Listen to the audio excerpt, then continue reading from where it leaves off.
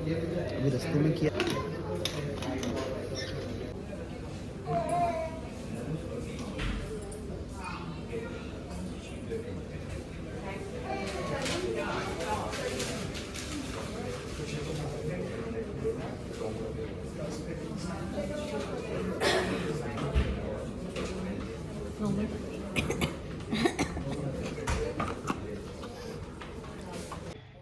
अरे बहुत ज़्यादा दर्द कर रहा है। अरे ऐसे इधर दबाया करो, यहाँ ऐसे, हाँ ऐसे। नहीं, दवा छोड़ दिया, कैसे निकलेगा? निकले ही नहीं। है ही नहीं उनके। हटा, आ गया। आ गया। हमने कहा गलत दवा थी, कितना सारा आ गया। मम्मा की बेड। पुच्ची करने तो रुको, मम्मा की पुच्ची। अभी मम्मा मम्मा दर्द होने के लिए तैयार। 3 2 1। उस पे कर लो ना, इस पे एक बार निकाल चुके हो तो।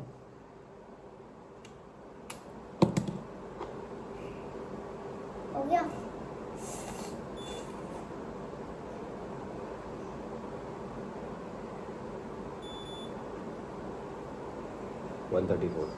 Thank God. मम्मा अपनी उंगली दिखाओ। वो दिन में वही हुआ है, मैं लेट गई ना एकदम। लेडी भी, और तूने दिन में चावल और पता नहीं क्या क्या कचरा खींच के खाया है ना।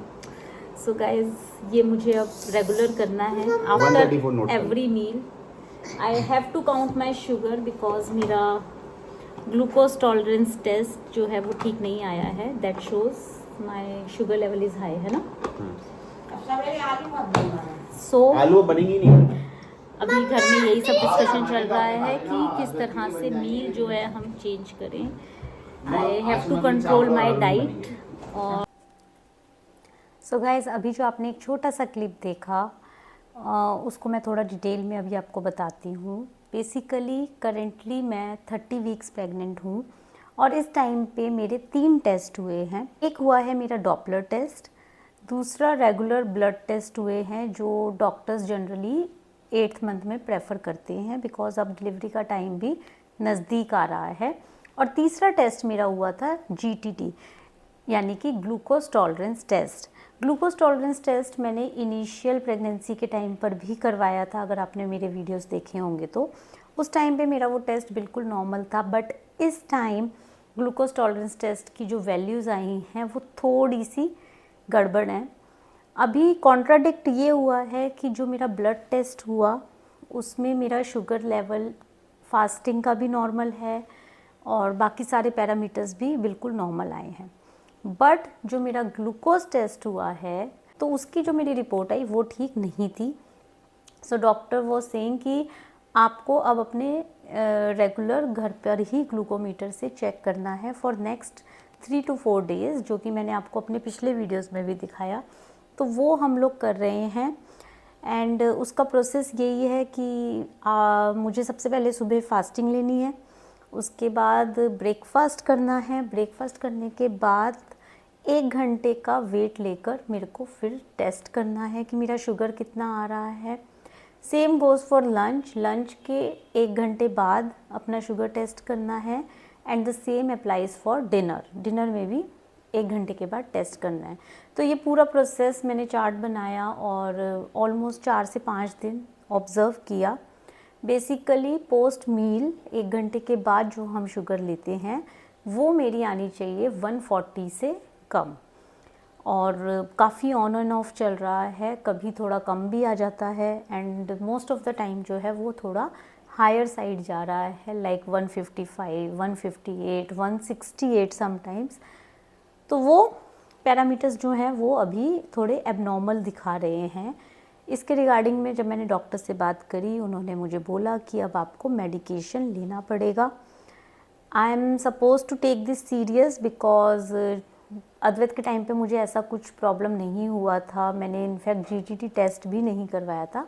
बट अभी I have been inform that I should take first of all medication to control this glucose level because इससे फर्स्ट, प्रीमेच्योर होने के चांसेस रहते हैं डिलीवरी।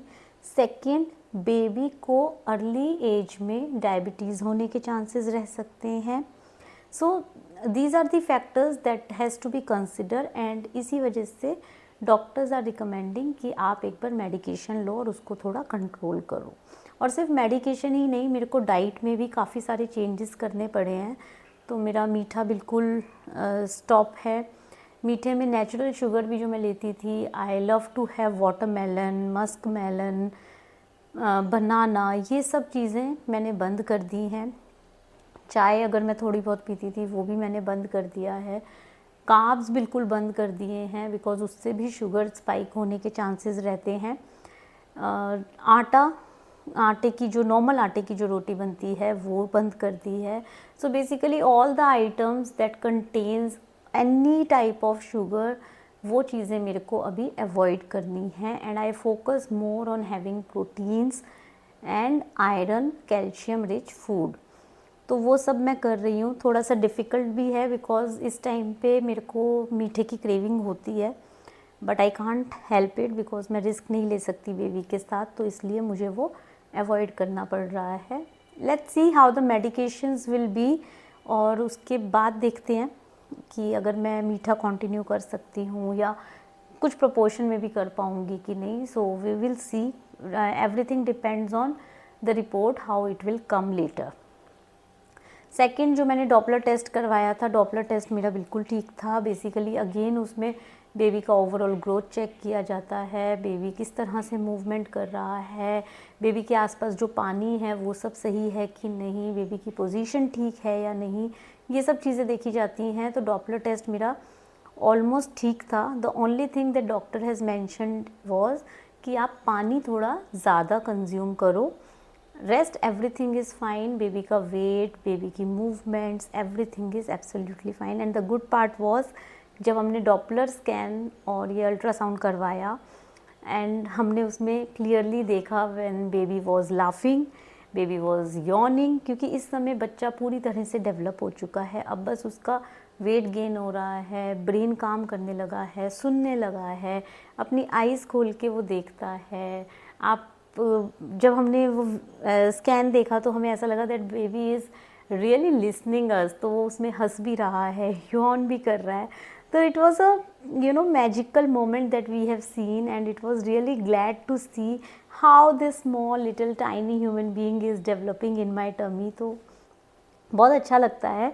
बट हाँ, थोड़ी सी घबराना तो नहीं बोलूँगी, स्ट्रेस तो है कि ये GTD वाला जो प्रॉब्लम है वो थोड़ा जल्दी सॉल्व हो जाए। But guys, it's a pregnancy time.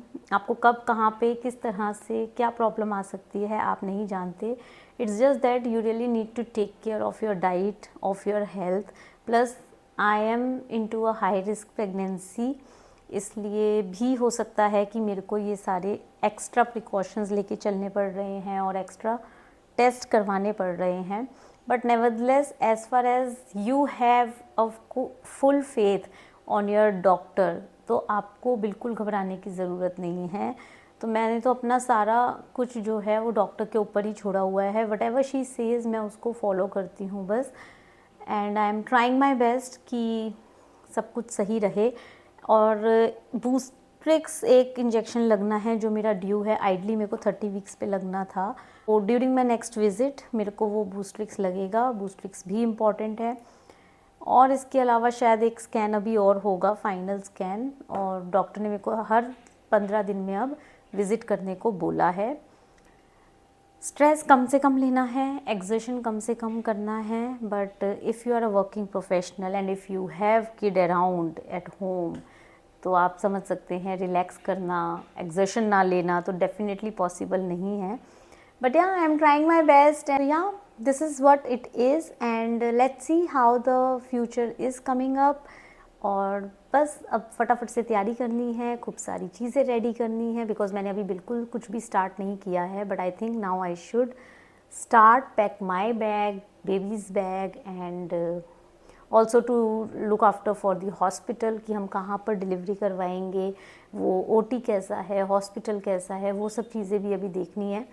तो काफ़ी सारी चीज़ें पाइपलाइन में हैं, लेट्स सी कैसा जाता है आने वाला time, but we are quite optimist and we hope that this journey will remain smooth, जैसे अभी तक चली आगे भी चले। बाकी जैसा गॉड चाहेंगे वैसा होगा। So I am not keeping too much of things in my mind, I will just go with the flow. I hope बहुत सारी फीमेल्स को इस वीडियो से हेल्प मिल रही होगी। हमारी pregnancy series week by week भी ज़रूर देखें। अगर आपको कोई भी डाउट है, आपको वहाँ वीक बाय वीक सीरीज़ में हर हफ्ते की प्रेगनेंसी में आपके क्या चेंजेस हो रहे हैं, कैसा मूड रहने वाला है, किन बातों का आपको ध्यान रखना है, वो सब मैं वहाँ पे शेयर कर रही हूँ। So don't forget to watch that. And अगर आप मेरी जर्नी देखना चाहते हैं और आप जानना चाहते हैं कि किस तरह से मेरा फेस चल रहा है, हो सकता है बहुत सारी फीमेल्स भी इसको रिलेट कर पाएँ, तो that is also there on my pregnancy journey series. So you can go and watch that. फिर मिलूँगी आपसे। Till then, please take good care and have a wonderful time with your loved ones and with this little tiny human in your body. Bye bye.